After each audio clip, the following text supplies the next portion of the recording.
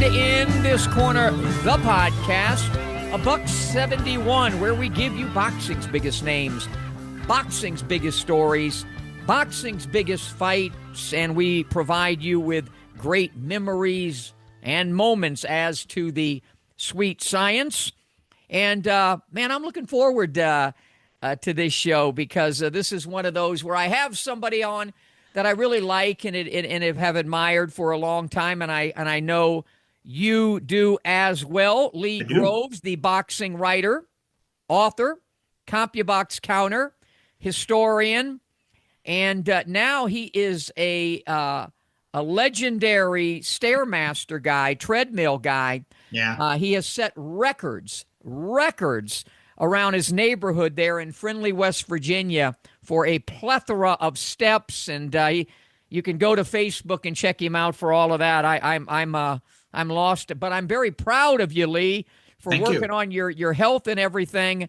And I got buried and forgot to mention who our guest is, and that is going to be legendary broadcaster, play-by-play guy extraordinaire for hockey and basketball and baseball and pugilism and tiddlywinks. You name it, he's called it.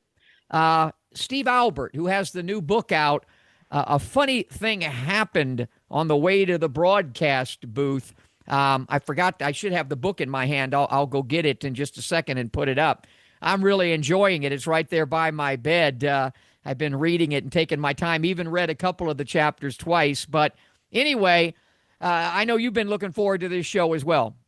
I am, and he's a very accomplished guy, a very versatile guy. I think he mentioned that he did 13 leagues or 13 sports in 11 leagues, and 6 of those leagues are defunct. Yeah.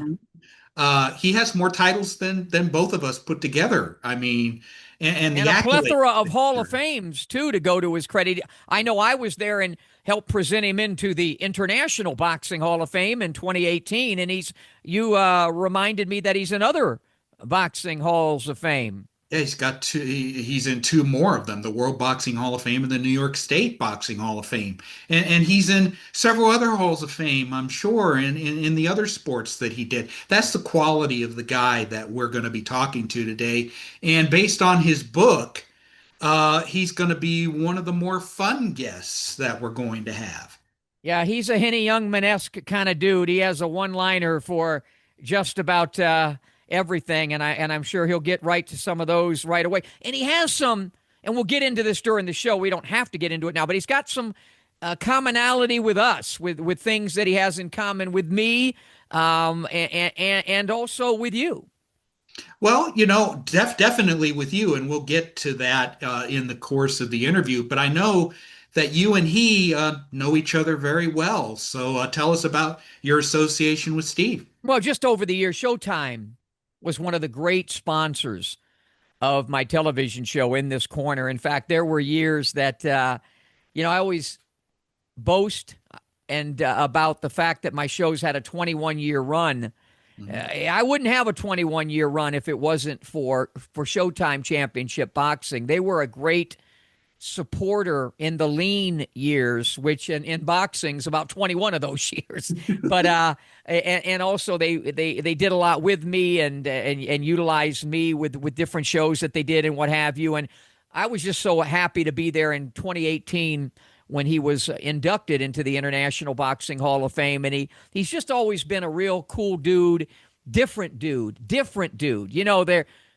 The broadcasters that we have had on, many legendary ones, I actually like pretty much all of them.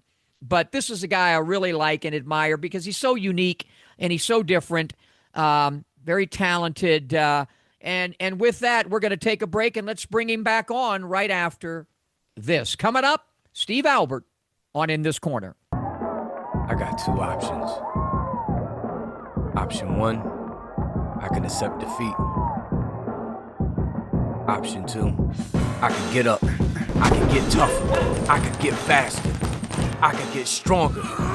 And then I go get mine.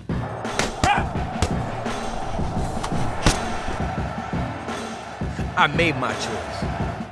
Have you made yours?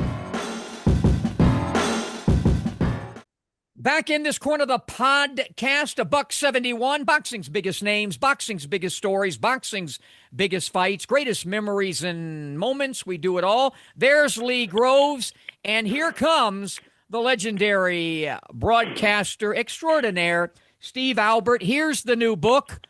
A funny thing happened on the way to the broadcast booth. There's the front. There's the back.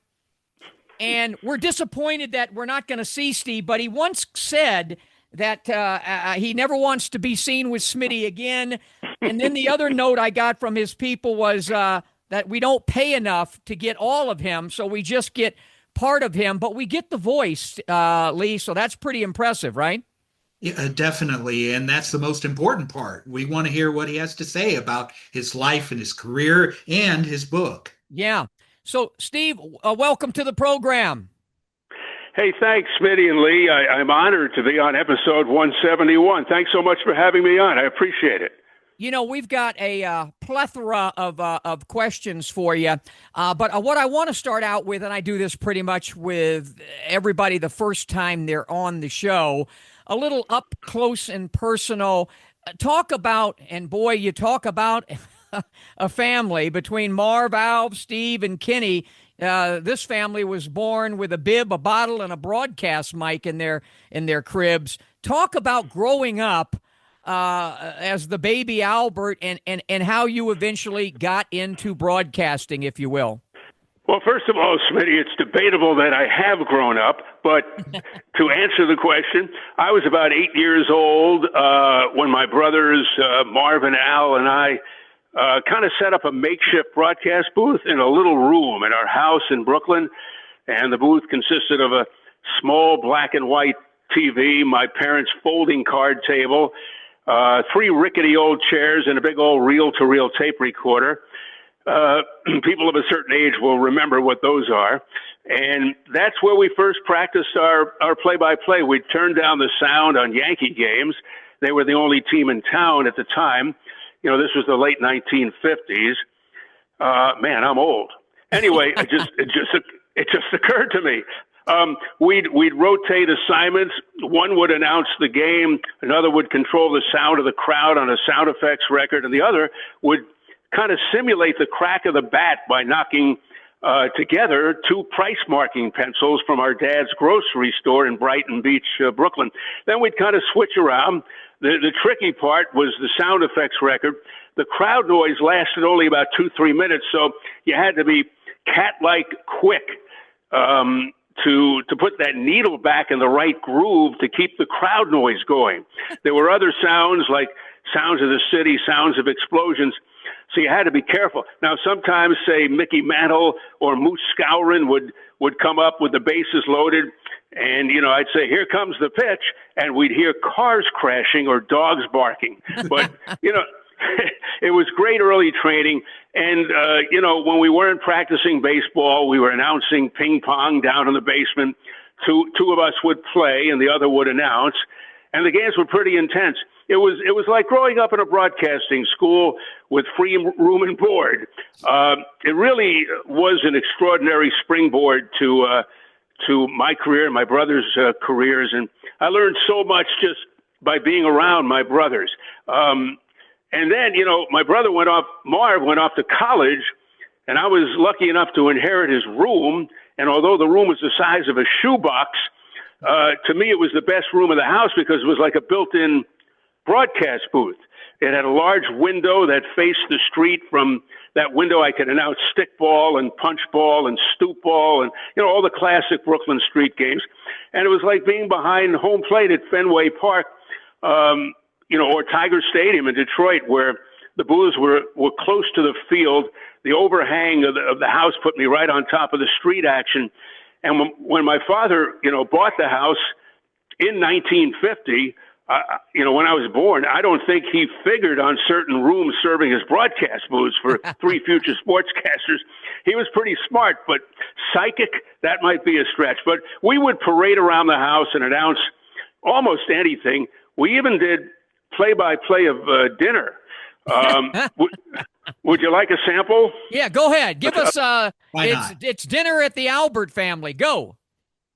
It all comes down to this. There's Dad at the head of the table. He grabs his fork. What's he going to do? He takes a stab at the brisket and jabs it into his mouth. Oh, that'll leave a mark. Okay, here comes Mom with the mashed potatoes and gravy. Look out, she spills the gravy. That's not what she had in mind. And the big E for error lights up on the scoreboard. Wait a second. Here comes the substitution. It's Grandpa off the couch, and he is hungry. Now, a word from our sponsor. We were not well, Smitty and Lee. We drove our parents crazy. My mother often would say, can't we have just one doctor? Do all three have to be sportscasters? I'll say this: they never told us to stop, and for that, I'm eternally grateful. That dinner story, a great prelude to what we'll talk about later, the ear bite fight. Yeah. Now, you went to Kent State and graduated, right? I did. 12 of the best years of my life. Yes. But talk about that. Talk about quickly, if you will, that experience before I flip it to Lee. Yeah, I went to Kent State because they did not have a hockey team. I wanted to start my own team so I could appoint myself the play-by-play announcer. This is 1968. And had I gone, to a big-time hockey school like Wisconsin or Denver or Minnesota or Boston University, I probably would be an understudy and never get the opportunity. So I figured if I start a team myself, I could make myself the announcer. And that's exactly what happened. Kent State had a great broadcast curriculum and no hockey team.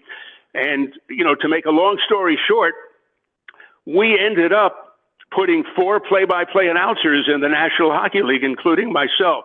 So that's where it all began. And there are a lot of stories in the book, Smitty, about the ups and downs, the highlights and hijinks of what it was like to start your own team in college.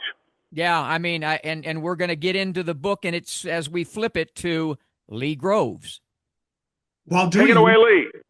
Hey, while doing research for this show, I found out that you and Smitty have a lot in common.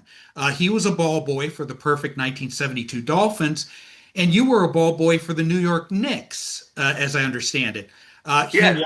He watched Ali train for his first fight with Joe Frazier, and you were at the famous Willis Reed game in which Walt Frazier had 36 points and 19 assists. So tell us about what you remember about being at that historic game.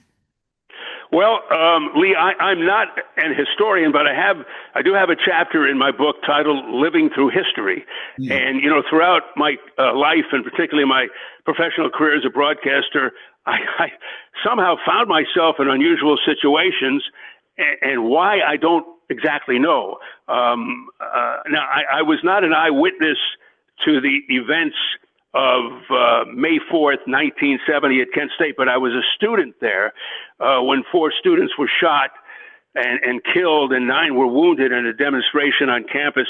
The students were protesting the escalation of the Vietnam War into Cambodia and the presence of the National Guard at the school. So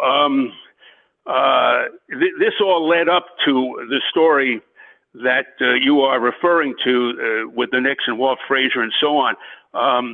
But the experience at Kent State was alarming, to say the least. From being stopped at bayonet point by soldiers when I exited the Kent State library on the Saturday night before the Monday shootings, to being ordered off campus after the shootings took place. We hitchhiked with my my 3 roommates, to Akron, Ohio, then got on an airplane to go back home to New York. And it was a pretty harrowing day. While the title of the book may be "A Funny Thing Happened on the Way to the Broadcast Booth," it wasn't always funny. Ha ha. That was a terrible, terrible day. By the way, before you continue, too, one thing I just thought of, Lee and Steve, is when my show went national from just a 1,000-watt radio station in Fort Myers, Florida, to be my first guest on my national show on the Talk America radio network was Clyde, Walt Clyde Frazier, who happened to be at the Ali Frazier first fight. Wow. I think wearing a mink robe or a mink coat or something. That just came into my mind. Sorry. That's great. I'm wearing one of those right now. I wanted to get dressed up for the interview. Yeah. Now, what I was just talking about, this, of course, was way before cell phones and iPads and laptops and instant information. And by the time I walked in the door of my house in Brooklyn just before 7 o'clock at night, I still didn't fully grasp what had happened earlier in the day at my school. We had heard there was gunfire. We didn't know the extent of the events. I had found out later that my brother Marv was scouring the news wires at his radio station, to see if he could pass along any info to my parents. Wow. And I'm told things got quite tense when it was rumored that a student from New York had been shot and killed. Wow. I finally learned the details on the CBS Evening News with Walter Cronkite. The lead story, of course, was Kent State. So that's where the story takes a turn and goes more towards what Lee was talking about. The next day, I got a call from Knicks trainer Danny Whalen, who knew I was attending Kent State. And in the book, I explained how I was a Knicks ball boy for my last 3 years at Lincoln High School in Brooklyn. And Danny said, would you like to sit on the Knicks bench for Game 7 of the NBA championship between the Knicks and the Lakers? And it was the best medicine that you can imagine. 4 days after the Kent State shootings, I was on the Knicks bench as an honorary ball boy the night Willis Reed hobbled onto the court, to inspire the Knicks to their first NBA title. I was in the locker room watching Willis being injected into the hip with a painkiller, which enabled him to start the game and play 27 minutes. And by the way, that was the biggest and scariest needle I'd ever seen. It was unbelievable. When Willis limped out, the Garden crowd was deafening. I had never heard an arena that loud. I mean, the building was just shaking. And of course, we know what happened. Willis hit the first 2 warm-up shots, and I was standing just a few feet from the Lakers, who stopped everything and turned toward Willis. And I looked into the eyes of Wilt and Jerry West and Wilt Chamberlain, and I knew the game was over and the Knicks would win. And then Willis hit his first 2 shots of the game, and the Knicks went on to win the championship. And after the game, when the Knicks ran into the locker room, I was the first person they saw standing by the entrance. In a span of just 4 days, May 4th to May 8th, I went from one of the most tragic events in American history to one of the most euphoric events in sports history, and arguably the most memorable and iconic in New York sports history. It was totally surreal. Most kids who watch sports try to emulate the heroes that they see on TV. Did you try to emulate any athletes when you were a kid? And since you went on to be a Hall of Fame broadcaster, who were the broadcasters that you tried to emulate? Yeah, as far as athletes, I was a big fan of Don Drysdale when he pitched for the Dodgers. And I used to emulate him on my Little League team in summer camp. I used to pitch sidearm and throw the ball really hard and fast. The only problem is I had no control.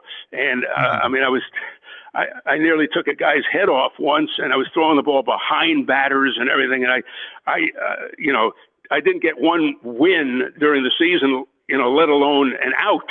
It was rough. So I'd say that that number 53 was number 1 in my heart. And ironically, later in life, I got to work as a broadcaster with Don's wife, Ann Myers Drysdale, as she was the backup to my regular broadcast partner on the Phoenix Suns, a former player named Eddie Johnson, a great shooter, who used to play for the Suns and the Sonics and the Houston Rockets. So Ann would fill in, and it was just like crazy to be working with her after growing up and being such a fan of Don Drysdale. And she turned out to be and still is one of the all-time loveliest and friendliest people, and we've remained good friends. And as far as broadcasters were concerned, it's funny, when I was a kid, I used to turn the sound down on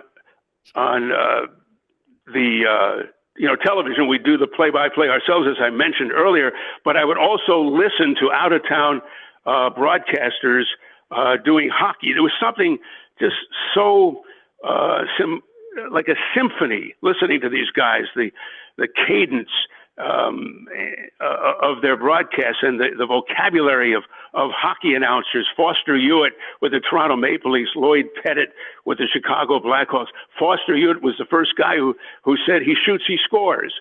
And Lloyd Pettit with the Blackhawks would say, shot and a goal. Danny Gallivan, Montreal Canadiens, would say a cannonading drive. And then I'd pick up this radio station out of Fort Wayne, Indiana, and it was on a station called WOWO, Whoa. And it was an announcer named Bob Chase, and he was announcing for the Fort Wayne Comets in the International Hockey League. And he had his own dynamic style. And the irony there is my brother Al, who, did boxing for many, many years, 17, 18 years on the USA Network with Sean O'Grady, the USA Tuesday Night Fights. He turned out to be, before he got into broadcasting, a professional hockey player, and he played in the IHL as a goalie, and he did many games in Fort Wayne, Indiana, against the Comets, and wound up getting to know Bob Chase. So it all comes around full circle. But those were the guys I emulated.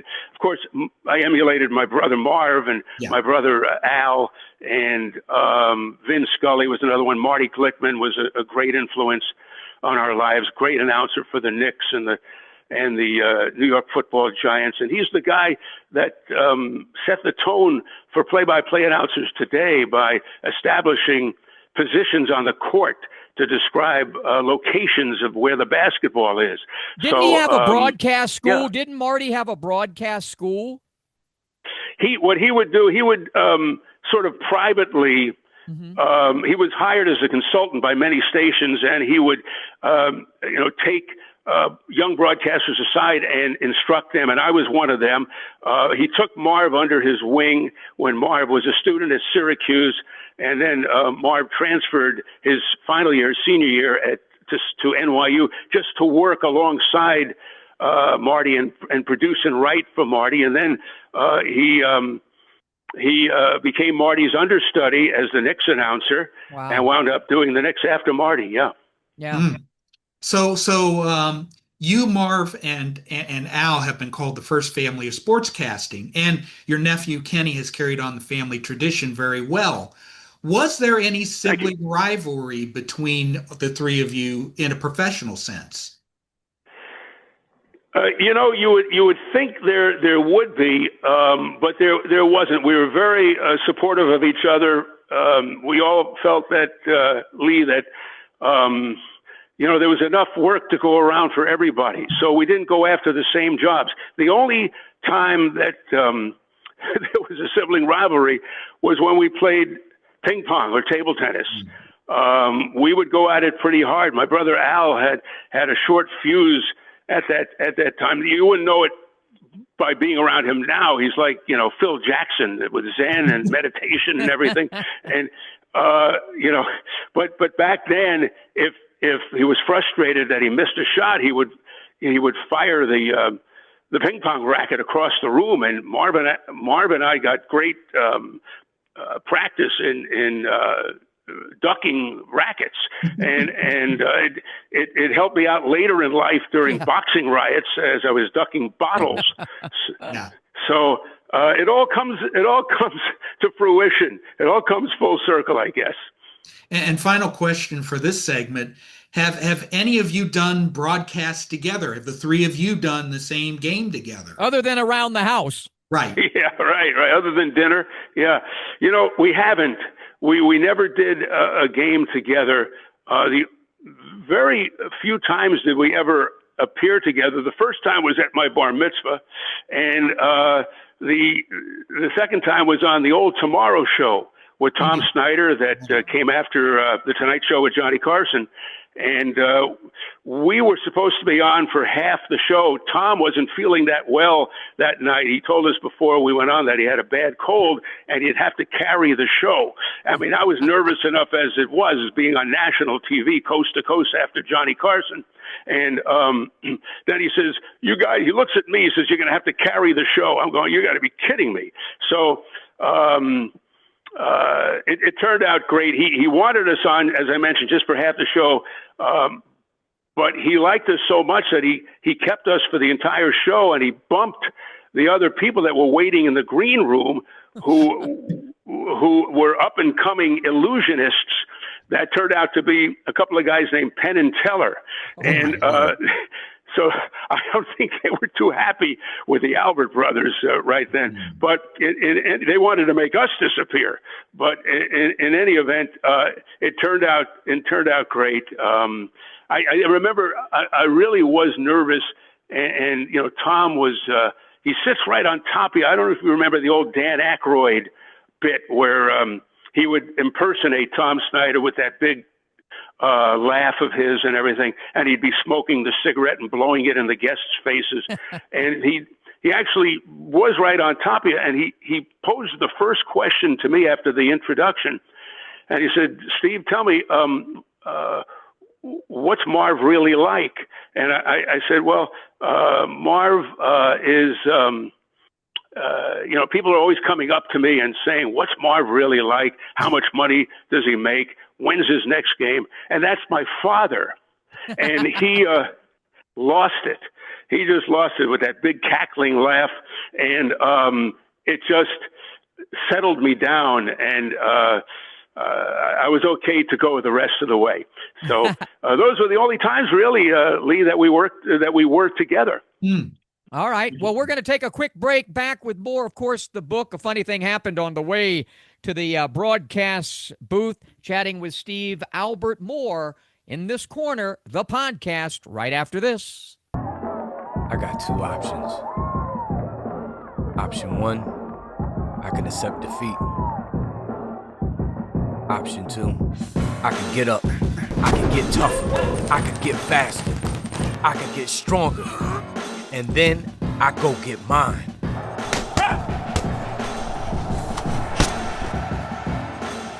I made my choice. Have you made yours? Back in this corner of the podcast, there's Lee Groves. He's Steve Albert. There's the voice you're hearing, the new book, A Funny Thing Happened, on the way to the broadcast booth. And I got to tell you something, and I'm not just shilling, because that's not my style. I'm really getting such a kick out of the book. I've actually, shut my damn phone off. I turned off episodes of Miami Vice the other night. And that's a big thing with Smitty. A big thing, because it's just such the radio stories, the travel stories, the boxing stories are just so fantastic, and they're all with a Henny Youngman-esque some humor in them, and we got to keep going. So go, Lee, go before I keep bragging about the book. And he did autograph it for me, but he sent me a thing that he wants me to pay him a Venmo for the autograph. But go ahead, Steve. Go ahead. Right. Well, one of your greatest assets is your versatility. As Smitty said in the introduction, you've done baseball, basketball, hockey, indoor soccer, tennis, wrestling, and boxing, among other things. What sports did you love most as a fan, and which sports did you love doing the most as a broadcaster? Well, I think growing up, I was probably more into baseball and boxing. Those were the two. And as I got older, I got into hockey and basketball, Lee. But boxing really had quite an influence on me. There's no question about that. When I was a kid, I would sit next to my father, and we would watch Friday night fights. That really opened my eyes back in the late 50s, early 60s. We'd watch together on our old black and white TV. It was a show called the Gillette Cavalcade of Sports, and it starred boxers like Carmen Basilio and Gene Fulmer and Emil Griffith and Benny Paret and Sugar Ray Robinson. The real golden era of boxing. And I was just a little squirt at the time. I remember listening to the great blow-by-blow man Don Dunphy and the ring announcer Johnny Addy at Madison Square, the old Madison Square Garden. So who could have ever, predicted that someday I would go on to become a professional announcer and actually get not to pat myself on the back. That's not what I'm like, but to get to the Hall of Fame alongside those two legends, Johnny Addy and Don Dunphy. But the first fights I ever called took place not in a boxing ring, not in the squared circle, but on the ice. For example, one night at the Richfield Coliseum, when I was doing hockey games in the old World Hockey Association, one of 6 defunct leagues that I announced in, I was announcing for a team called the Cleveland Crusaders. Their goalie was the great Jerry Cheevers, who they plucked from the Boston Bruins. The Crusaders were playing the aptly named Minnesota Fighting Saints when, surprise, surprise, a fight broke out on the ice. And within seconds, another fight broke out, then another and another, 4 fights at the same time. So as players were hammering away at each other, the Minnesota coach, a guy named Harry Neal, climbed over the glass behind the bench and did a swan dive into the crowd and started wailing away at the Cleveland fans. And finally, to my right, the Minnesota announcers were in a free-for-all with the Cleveland faithful. So here I was calling 6 fights at the same time. And it prepared me for my future job as a blow-by-blow announcer on Showtime. I figured if I can call 6 fights simultaneously, calling just one fight would be a piece of cake. So definitely boxing and basketball. I mean, I did NBA. I did boxing for combined Showtime and other jobs before that, ESPN, and a show called Super Fights of the Month, where I did club fights for several years with Arthur Mercanti Sr., the former referee, the late referee, was my color commentator.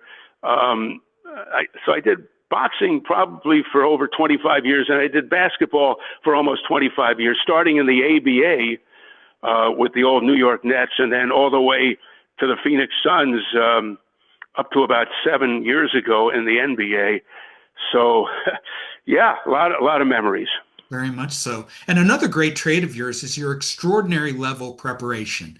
Take us into your typical pre-broadcast routine. What did you do before the game that helped you be the best that you could be? I prayed a lot. A lot that I wouldn't lose my voice as I am now. I wish I had the same preparation habits in high school and junior high school and elementary school and even back to kindergarten that I had as a professional broadcaster. I would have gone to Harvard or been a Rhodes Scholar or something like that. But I learned as I went along how to be a better preparer for the events that I was calling, whether it was basketball or boxing, whatever, or hockey. I learned a lot from watching my brothers, Marv and Al, the way they prepared, and now Kenny does the same thing. We were all, and Kenny is now an over-preparer. You probably wind up using like 10% of what you prepare for, and Smitty can certainly relate to this as a broadcaster himself. But you just hope it's the right 10% that you prepare for. But you got to make your charts, and you got to do all your stuff, and you got to read up. You got to read all the in my day the newspapers, and then of course online. You got to go to all the fighter meetings in boxing, and you got to talk to people, and you got to watch video, especially guys that you've never seen before, the undercard guys that you may not have been able to broadcast before because they just haven't been on very often. But you got to sort of hunt out video of them somehow and try to find out what they're all about before you get them in the ring and start talking about them. But it is a lot of preparation.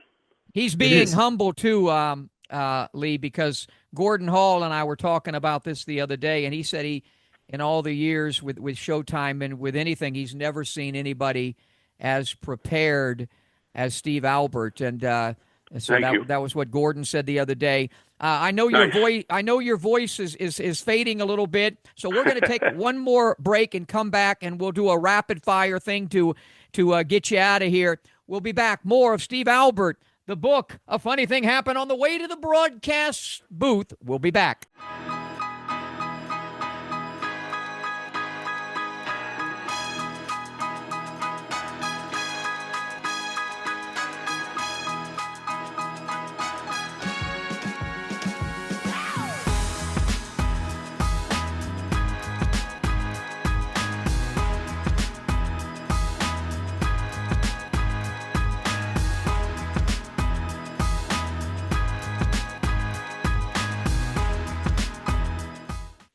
Back in this corner of the podcast with Hall of Fame broadcaster Steve Albert, the book, A Funny Thing Happened on the Way to the Broadcast Booth. Please get it. I'm sure it's available on Amazon and everywhere else. I would imagine it really is a great and funny read, and so much of it made me think about the embryonic stages, the incipient stages of my career at a 1,000-watt radio station, having to turn the power off and wait till it cooled down and all the crazy things, which leads me to this question. And I've said this, I've bragged about this so many years, and I hope you agree with me. To me, there is no better training ground than what those of us of a certain age. I was born in 1959. I know you were born in like 70 or 71, something like that. Exactly. But radio, the way we did it, I hope you agree with me. There was absolutely no better training ground for any damn thing in broadcasting than what we went through. Would you agree? Oh, 100%, Smitty. It's without question. I got my early training in the summers during high school and college, working at various radio stations in New York as what they would call a gopher. Go for this, go for that, getting announcers coffee and writing weather reports and writing traffic reports. And I even wrote sports features for my brother Marv at WHN Radio in New York and WNBC, and just being around people like Don Imus and the great Ted Brown, people like that, and it just got it into your pores, into your blood, into your DNA, and I started out in radio doing play-by-play of WHA hockey, and when I came back to New York, one of my, I think, the most enjoyable jobs in my close to 50 years of broadcasting was a radio gig that I had back in the early 1980s. I was doing sports on a morning drive time show on WABC radio. And on one cold winter morning, I got up at my usual time of 3:30. I went into the bathroom to take a shower. And when I was done, I tried to open the door, but the doorknob was loose and it just kept spinning around. I was stuck in the bathroom. I was locked. So I started to panic. I looked around and found a big aerosol can of hairspray and started pounding on the door to smash out a hole. Finally, I got it to where it seemed big enough to crawl through. I got about halfway through and I got stuck, and all I had on was a towel around my waist. And so I slid back into the bathroom. I started pounding on the door again. Finally got through. When I got to the station, all disheveled, I explained to the host, a guy named Alan Combs, what had happened. He said, forget the sports, just tell this story and don't leave out one detail. And before long, Yeah, the phone lines lit up with listeners telling their own horror stories of getting locked in their bathrooms and their basements and garages. And it was a happy ending after a tough ordeal.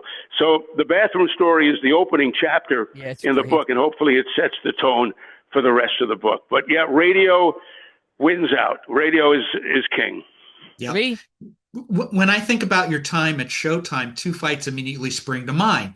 The bite fight between Tyson and Holyfield, and the incredible first meeting between Diego Corrales and Jose Luis Castillo. So let's talk about the bite fight first. A lot of strange things happened. What was going through your mind when you saw all of this chaos erupting?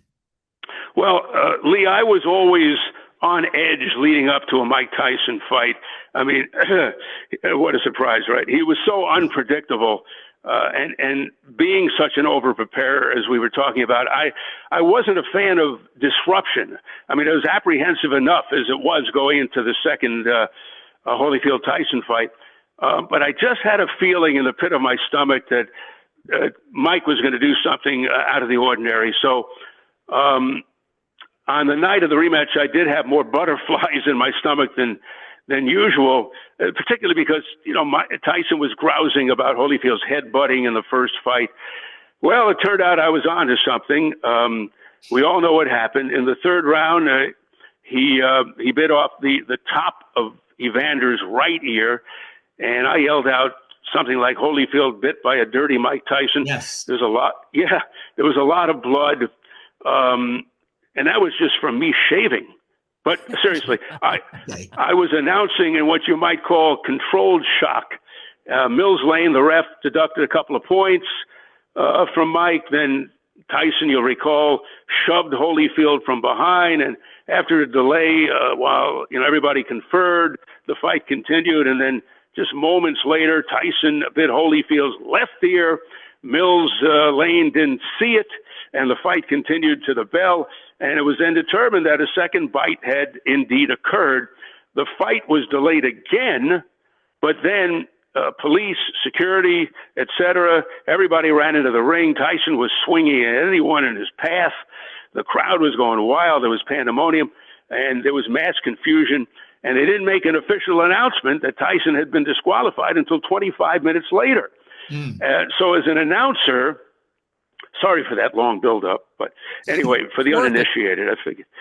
Thank you. As an announcer, there was no way to prepare for something like this. I mean, there was no playbook. They didn't teach you in Broadcasting 101 how to describe a fighter biting off a piece of another fighter's ear. So you're flying by the seat of your pants. Somehow I did manage to get through it.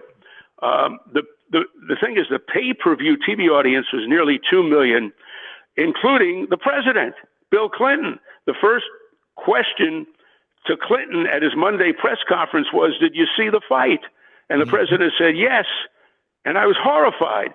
And I remember thinking, I was relieved he wasn't referring to the broadcast.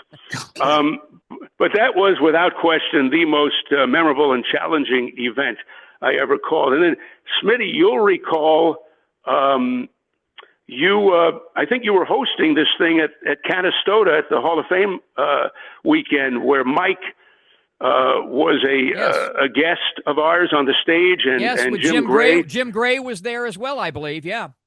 Right. And I'm going to see if I can remember this off the top of my head. I asked Mike a question. I said, before the third round, you came out without your mouthpiece, I said to Mike. And I said, did you go into that round with the deliberate intent to bite Evander Holyfield? It was much easier without the mouthpiece, of course, and you can get more damage done. And he said, nah, those dum-dums in my corner just forgot to put it back in my mouth. And yeah, I remember that. Yes, I'll never forget that. But he really mellowed, as you guys know, over time, and he became Mr. Nice Guy. He's making hangover movies. He's doing one-man shows on stage. He's going on talk shows, and he's yucking it up now, having a good time. And what are your memories of Corrales Castillo 1? Well, I'll tell you what, of the 300 plus World Championship fights I announced on Showtime. That stands out as the most exciting and dramatic. May 7th, 2005, Mandalay Bay in Vegas. In all my years of broadcasting boxing, undeniably the most compelling fight I ever had the privilege of describing. And it is breathtaking, heart-pounding. And, I remember some of the pundits went so far as to say it was the greatest fight of all time. Maybe a little bit of a stretch, but it definitely was the fight of the year. And round 10 certainly made it a classic. It just exceeded expectations it had the elements of a combative fight because of the styles of the two guys. And Corrales always choosing to fight fire with fire. It just turned out to be an astounding slugfest. I think Diego may have had an uncertain game plan. You don't hook with a hooker, but it made for spellbinding television. And it was just 10 rounds of sheer mayhem. Both guys gave and took hellacious shots. Neither fighter budged an inch. It was a two-way beating. Castillo was cut. Corrales was cut. His eyes were badly swollen. But then came the 10th. It was like an old TCM movie with James Cagney. It just didn't seem real. I had never announced anything like that in my career. Less than 30 seconds in, Corrales took a sharp punch to the chin. He hits the canvas. It was the first knocked out of the fight, incredibly, after all that mayhem. But seconds later, he was on the canvas again. Twice he spit out his mouthpiece, and it appeared hopeless to everyone in the arena, I'm sure, most watching on TV, that this guy could win this fight. How much more of a beating could Corrales take? He seemed to have nothing left. But then, like magic, in the blink of an eye, the tide turned. Corrales landed what Castillo would later call a perfect right hand. Then Corrales pinned Castillo against the ropes, a series of, resounding punches. It rocked Castillo to the core. The fans were going crazy. The cheering was nonstop. And now they were beside themselves when it was stopped. And Corrales was declared the winner. We had just witnessed a fight for the ages. The ebbs and the flows of that fight. I was at both of those legendary fights that you're just talking about. Diego, Mike and Diego, the late Diego, both good friends of mine. But let me say something, and Lee, I know you'll agree, because Steve is not given to the jactation and braggadocio of one Smitty. When you're my height, when you're a diminutive guy, you got to make up for it with something. But his broadcast, and I know a lot of broadcasters listen to this show, as they should, but Lee, what a tremendous job Steve did of navigating through all of that, explaining what the hell was going on. All we'd hear with these, I won't say any names, these guys today would be screaming, yelling. Steve did a great job of actually describing the blows, describing the wear and tear, the mouthpiece going out, the referee goosing in the corner. And I know that's something that you and I talk about on this program, Lee, the way that Steve handled that broadcast. And, reading his book, you kind of get an idea why he was able to stay so calm in those chaotic situations, because the entire book is about the chaotic situations. His whole life has been ebbs and flows and highs and lows, mostly highs. You got to do, Lee, before we get it, you got to do your trademark thing with, go ahead. Well, yeah, we play a game of name association. I mention a name, and you tell me what pops into your mind the first time that you hear it. The first name I'm going to bring up is Bob Costas, the man who wrote the foreword to your book. What about him? Yes. Before I get to Bob, I can't thank you guys enough for being so kind with your words. It's most appreciated. Thank you so much for that. I thought the foreword, Lee, was the best written part of the book. In fact, I should have had Bob write the rest of the book. It would have turned out much better. But I can't tell you how happy I am that he begged me, accepted my request to write the forward. It instantly, raised his credibility. The book's credibility. Seriously, I couldn't have had a better person write the forward. Bob set the tone and captured the spirit of my stories beautifully. Really did a great job. Thank you, Bob Costas. What pops in your mind when I mention the name Mel Allen? The first thing that pops into my mind is, how about that? Yeah. That's what he always used to say. And I even used that famous phrase of his in the introduction of my book, after kind of going through a litany of a lot of the ups and downs, as Smitty was describing, and the chaos and the craziness and the zaniness of things that happened in my career. And the first thing that popped into my mind when I was writing that passage was, what would Mel Allen say? Right. How about that? That's what he'd say. How about that? Great announcer. Fabulous. Yes. Stan Fischler. Oh, Stan Fischler. It's funny. I have reconnected with Stan in the last few months. He is now living in Israel. And he is 93 years young and still getting it done, still writing for the Hockey News, and still writing a newsletter. And he writes on the New York Islanders website. He writes about the Rangers and the Devils, the New York teams out of Israel, which is wild. And he is one of the all-time greats.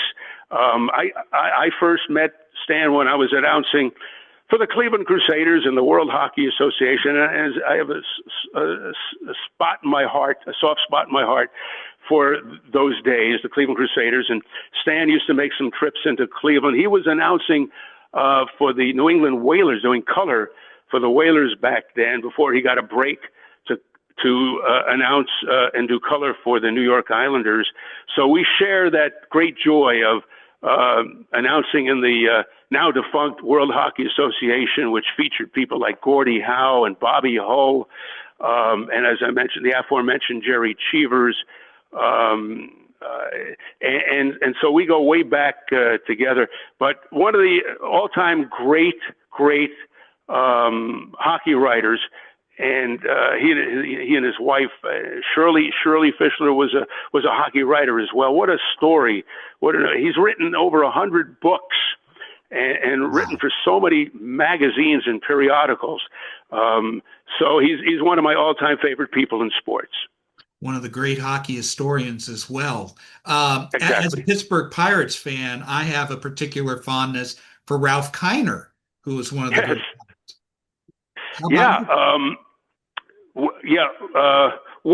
I worked with Ralph Kiner when I was announcing for the Mets.